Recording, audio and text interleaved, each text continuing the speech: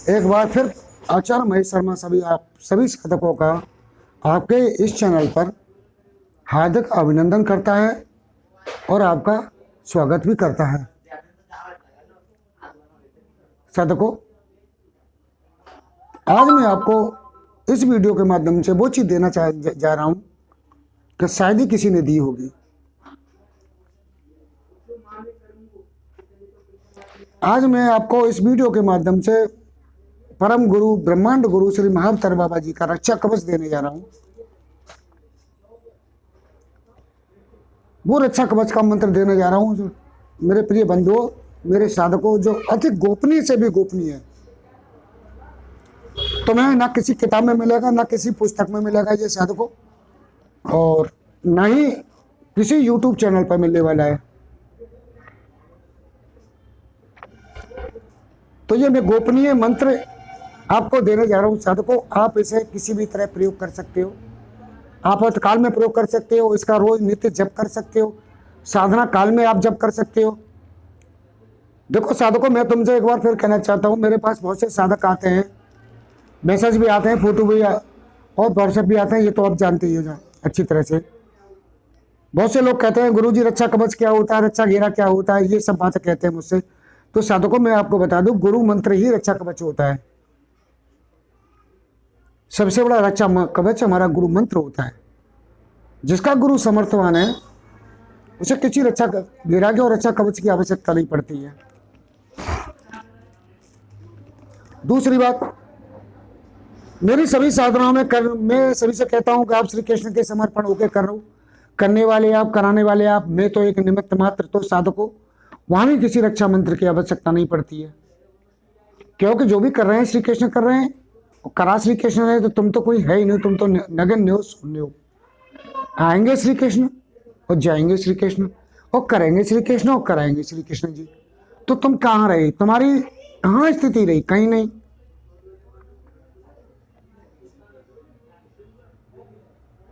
तो वहां भी रक्षा कवच की आवश्यकता नहीं पड़ती है। तीसरी बात साधकों, जो क्रोध भैरव का जो मैं मंत्र देता हूं वो भी एक रक्षा कवच ही है आपका।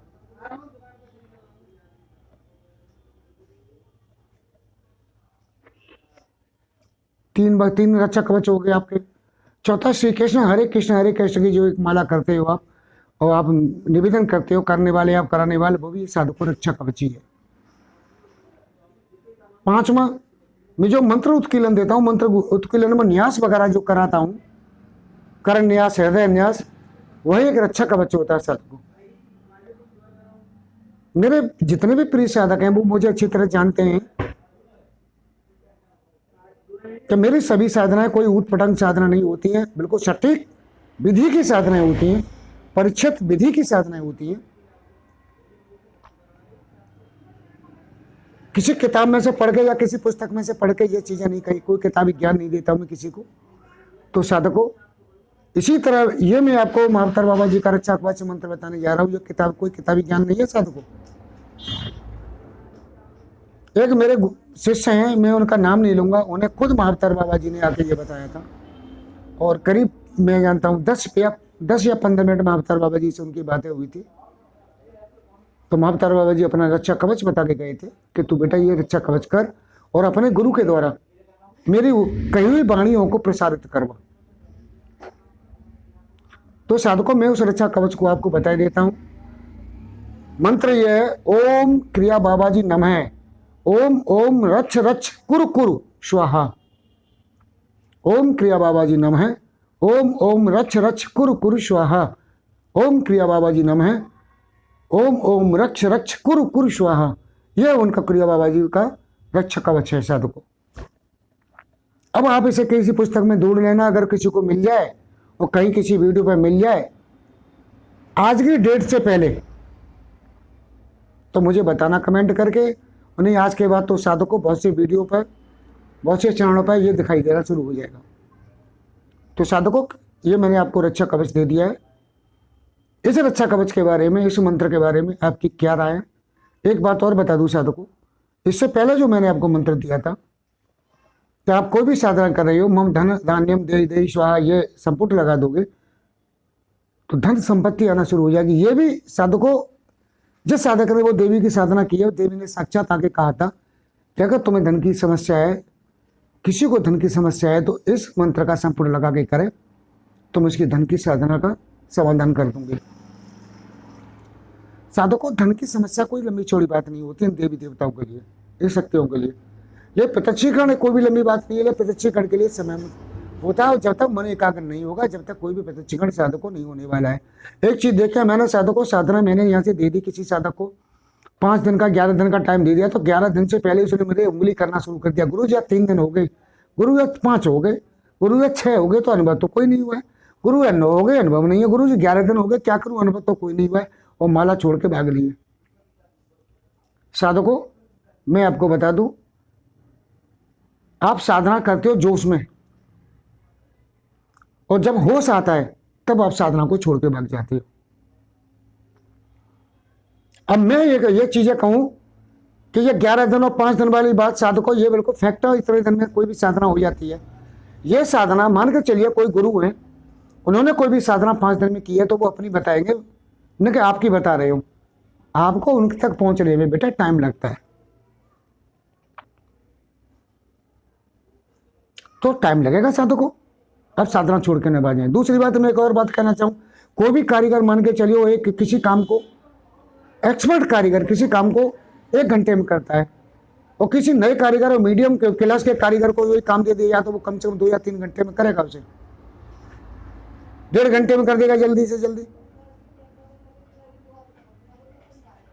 तो साधकों, जिस कारीगर ने 1 घंटा बताया वो वही कर सकता है, या तो तुम उसकी बराबर एक्सपर्ट हो जाओ तो तुम कर सकते हो। वो झूठ नहीं बोल रहा है, लेकिन यहाँ एक्सपर्ट होने की तो कोई जरूरत ही नहीं है किसी को। केवल गिने गिने जा रहे हैं, 5 हो गए गुरु, या 6 हो गए, 7 हो गए। जब मैं बार बार कहता हूँ, निर्विचार और निर्विकार पूर्ण समर्पण भाव से साधना करो, मन को एकाग्र करो। मन एकाग्र करने की बार बार विधियां बताता हूँ साधकों में। कल एक वीडियो में और विधि बता दूंगा मन एकाग्र करने की, जो मुझे जल्दी प्राप्त हुई है। लेकिन वो चीजों पर ध्यान न देके साधक जो है केवल फालतू बातें, बार बार फोन करना, बार बार फोन करना, मुझे राजू खुशी लेना। अपने काम पे ध्यान दो। मेरी राजू खुशी, मैं ठीक हूँ, चिंता मत करो, तुम्हारी दुआएं मेरे साथ हैं, तुम्हारा साथ मेरे साथ है, मैं ठीक हूँ। आप अपने काम पे दो। मुझे खुशी ये नहीं होती है कि तुम मुझे रोज फोन करके मुझे पूछो मेरी राजू खुशी लो, मुझे खुशी नहीं होती है। मुझे खुशी जब होगी बेटा कि तुम समर्थवान बन जाओगे, किसी कारण ये समाज की सेवा लायक बन जाओगे, इस देश की सेवा लायक बन जाओगे, जब मुझे खुशी होगी। साधकों, मैं तुम्हें फिर बता दूं कि ये चैनल मैंने ऐसे नहीं खोला था, एक राष्ट्र की और समाज की सेवा कराने के लिए खोला था, कि लोगों को इतना समर्थवान बनाऊं कि साधक समाज की सेवा कर सकें, अपनी सेवा कर सकें, राष्ट्र की सेवा कर सकें। लेकिन कोई भी आदमी राष्ट्र की सेवा, समाज की सेवा नहीं है, केवल ध्यान उनका पेट के लिए लगाया कि किसी भी तरह हमारे पेट बने। मैं बार बार कहता हूं साधकों, कामी क्रोधी लालची इनसे भक्ति न होए, भक्त करे कोई सूरमा अपनी निधिया खोए। ये कामी और क्रोधी और लालची है, इनसे कभी भक्ति नहीं होने वाली है। मैं बार बार कह चुका हूं, साधक 4 तरह के होते हैं, आरती, लालचू, जिज्ञासु और ज्ञानी। ज्ञानी बनने की कोई इच्छा नहीं है किसी में। मैं आज से 2 साल पहले वीडियो में एक बात और कह चुका हूं कि कोई भी आप साधना 10 दिन की कर रही हो, 10 दिन की साधना में साधकों, यदि आपको 100 नंबर लाने हो और नंबर ला रही हो 10, तो वो साधना सिद्ध कहाँ होगी तुम्हारी? थोड़ा सा आभास हुआ।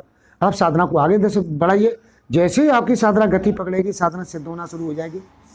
और अगले 10 दिन में हो सकता है आपको 60 नंबर मिल जाए, 70 नंबर मिल जाए, तो 70 और 10 मिला के होते हैं 80, फिर भी 20 नंबर की आवश्यकता है। साधकों तो भी अपनी साधना सुचारू रूप से रखिए।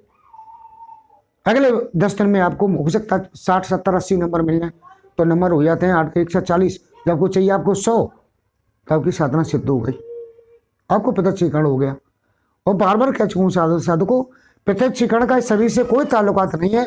हमारे अंदर जो अंतरात्मा ईश्वर का अंश वैसा है, उसी के द्वारा ही प्रत्यक्षीकरण होते हैं। शरीर के द्वारा कभी प्रत्यक्षीकरण नहीं होते हैं, क्योंकि उनके शरीर नहीं है साधक, उनका शरीर से कोई ताल्लुकात नहीं है। गीता में श्री कृष्ण ने कहा है कि अर्जुन, में जप से न तप से न पूजा से न पाठ से यज्ञ से न होम से किसी के द्वारा देखने के लिए सक्रिय हो, लेकिन अनंत भाव के द्वारा देखने के लिए सक्रिय हो। अब यहाँ अनंत भाव किसी से होता ही नहीं है। अब चाहे श्री कृष्ण भगवान का हो, चाहे इन शक्तियों का हो। माला चल रही है, दिमाग कहीं दूसरी है चल रहा है। माला फेंक दी, उसके बाद उनका कोई ध्यान ही नहीं है, भाव ही नहीं है।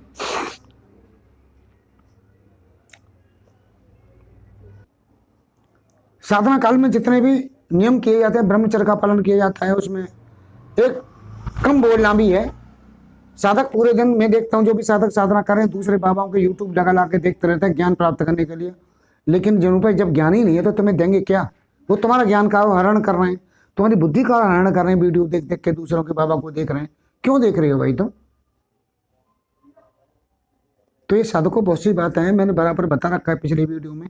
चलो मैं इसी वीडियो में बता देता हूँ कि मन को एकाग्र करने की एक विधि और है। हो सकता है मुझे टाइम ना मिले कल के बाद में, चौक में बाहर जा रहा हूँ। आप मन को इस तरह करिए, 3 मिनट का प्राणायाम, 3 मिनट का नाड़ी शोधन करिए, सांसों अपनी नाक का के अग्रभाग पर ध्यान करिए, वो भी बता दिया मैंने। उसके बाद आंख बंद करके बैठ जाइए। अब विचार जो आते हैं उन विचारों को कहिए कि अगले विचार क्या आ रहा है। विचार जो आया तुम्हारे मन में, अब उससे अपने मन से कहिए कि अगला विचार क्या है तेरा। वो कुछ नहीं बोलेगा, शांत हो जाएगा। बोल अगला विचार क्या है, तुम उसके पीछे लग जाओ। अगला विचार क्या है तेरा, बता अगला विचार क्या है तेरा। अगर कोई विचार भी आ जाए तो उस पर कहो अगला विचार क्या है तेरा, बोल। उसे पूछो, वो कुछ नहीं बताएगा क्योंकि विचार है ही नहीं। विचार तो तुम्हारे ये मन की नहीं, तुम्हारे शरीर की उत्पत्ति है। विचार एक भ्रम है। 2 साल पहले भी मैंने एक बात कही थी, मन को भागने, मन भागता है तो उससे कहो भाग और भाग और भाग और भाग। वो नहीं भागेगा, शांत हो जाएगा। ये प्रक्रिया 4-4, 10-15 दिन करोगे, मन शांत हो जाएगा। बहुत सी विधि बता चुका हूं साधु को लेकर, किसी विधि को तो करो भैया मेरे। तो साधु को इसी के साथ मैं वीडियो आपको ये समापन करता हूं। अगली वीडियो में फिर हमें मिलूंगा, समय मिलेगा जब।